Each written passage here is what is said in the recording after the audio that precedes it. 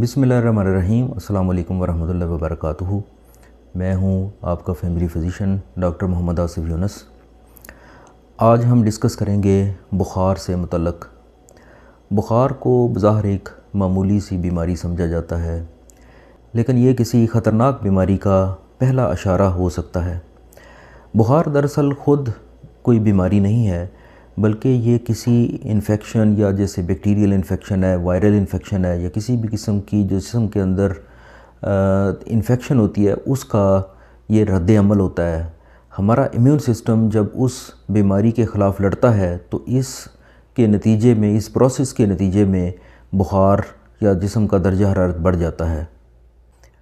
अब हम बात करते हैं कि वो कौन सी कंडीशंस हैं जिसमें बुखार जो है वो ख़तरनाक हो सकता है। इसको हम 4 हिस्सों में डिवाइड करते हैं। नंबर 1 पे है बुखार की शिद्दत, नंबर 2 बुखार का दौरानिया, नंबर 3 इसके एसोसिएटेड सिम्टम्स यानी इस बुखार के साथ दीगर अलामतों का मौजूद होना, और नंबर 4 मरीज़ की उम्र। बुखार की शिद्दत के हवाले से अगर बात की जाए तो अगर बुखार 103 डिग्री फ़ारेनहाइट से ऊपर हो, यानी 39.5 डिग्री सेल्सियस 39.5 डिग्री सेंटीग्रेड, अगर इससे ऊपर बुखार हो तो इसको ख़तरनाक समझा जाता है।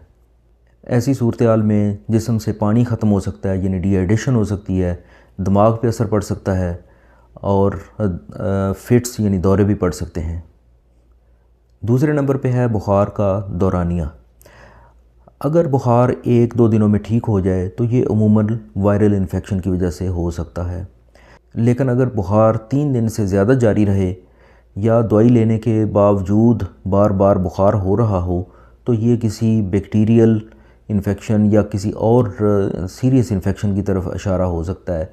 मिसाल के तौर पर टाइफाइड की वजह से हो सकता है, मलेरिया हो सकता है, या कोई और सीरियस इन्फेक्शन, नमूनिया वगैरह, या ऐसी मेनिंजाइटिस, गर्दन तोड़ बुखार, यानी कोई भी ऐसी सीरियस कंडीशन जो ख़तरनाक साबित हो सकती है। लिहाजा ये एक तवज्जो तलब एक मरहला होता है। नंबर 3 पे है बुखार के साथ दीगर अलामात यानी एसोसिएटेड सिम्टम्स। मिसाल के तौर पर सांस लेने में दुश्वारी, सीने में दर्द होना, उल्टियाँ आना, गर्दन में अकड़ाव होना, फिट्स पड़ना, या इसके अलावा सर में बहुत शदीद दर्द होना, और गनूदगी की सी कैफियत होना, या मरीज़ का बेहोश हो जाना, ये ख़तरनाक समझा जाता है। ख़ास तौर पर बच्चों में इस हवाले से खुसूसी तवज्जो देनी चाहिए। अगर बच्चा मुसलसल रो रहा हो, या वो प्रॉपर फीड ना ले रहा हो, या उसका जिस्म अकड़ रहा हो, या फिट्स पड़ रहे हों, तो ऐसी सूरत में फ़ौरी तौर पर हॉस्पिटल से रजू करना चाहिए। चौथे नंबर पे जो बुखार के हवाले से एक फ़ैक्टर है वो है मरीज़ की उम्र।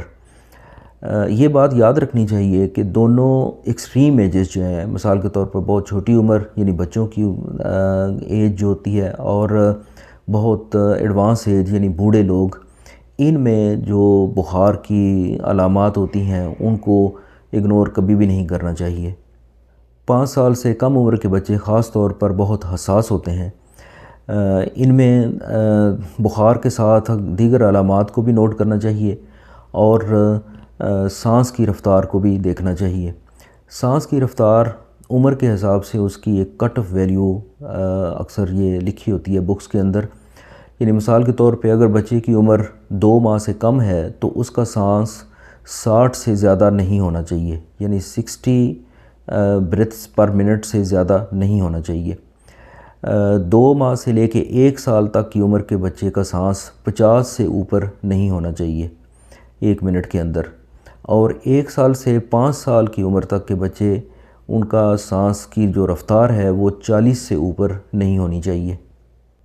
अगर सांस की रफ़्तार इन कट ऑफ वैल्यूज़ से ज़्यादा हो तो ये सोचा जा सकता है कि छाती की इन्फेक्शन या नमूनिया, यानी क्लिनिकली हम इसको नमूनिया की तरफ कंसिडर कर सकते हैं। इसके अलावा छाती का अंदर धंसना यानी चेस्ट इन ड्राइंग, और होंठ नीले होना यानी जिसको हम साइनोसिस बोलते हैं, ऐसी कंडीशन भी इसको तवज्जो देनी चाहिए। 5 साल से कम उम्र के बच्चों को अक्सर فٹس بھی پڑ جاتے ہیں، یعنی انہیں اگر کوئی ایسی سیریس بیماری نہ بھی ہو تو ہائی گریڈ فیور میں 5 سال سے کم عمر کے بچوں کو کئی دفعہ یعنی دورے پڑنا، یعنی جن کو ہم ٹیکنیکلی فیبرائل فٹس کہتے ہیں، یہ کنڈیشن بھی سامنے آ سکتی ہے۔ اسی طرح سے بڑی عمر کے لوگوں کا امیون سسٹم کمزور ہوتا ہے اور یہ انفیکشن آسانی سے کیچ کر لیتے ہیں۔ اس حوالے سے ایک بات ذہن میں ضرور رکھنی چاہیے کہ اگر بڑی عمر کے لوگوں میں اگر بخار کی شدت اتنی زیادہ نہ بھی ہو تو ایسا ہو سکتا ہے کہ ان کی بیماری بہت شدید ہو، لیکن ان کا امیون سسٹم کمزور ہونے کی وجہ سے اس کا ریئیکشن کم آ رہا ہو اور ان میں بخار کی اتنی شدت نہ ہو جتنی ان کے جسم کے اندر بیماری کی شدت ہوتی ہے۔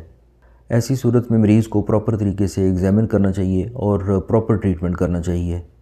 اسی طرح سے اگر بڑی عمر کے لوگوں میں اگر کوئی کرونک ڈیزیز ہے، مثال کے طور پر کوئی دل کی بیماری ہے یا شوگر ہے یا بلڈ پریشر ہے یا خدا نخواستہ کسی کو کینسر وغیرہ یا کوئی اس طرح کی کوئی کرونک ڈیزیز پہلے سے موجود ہے، تو ایسی صورت میں اگر بخار ہوتا ہے یا کوئی انفیکشن ہوتی ہے تو اس کو پراپرلی ڈیل کرنا چاہیے۔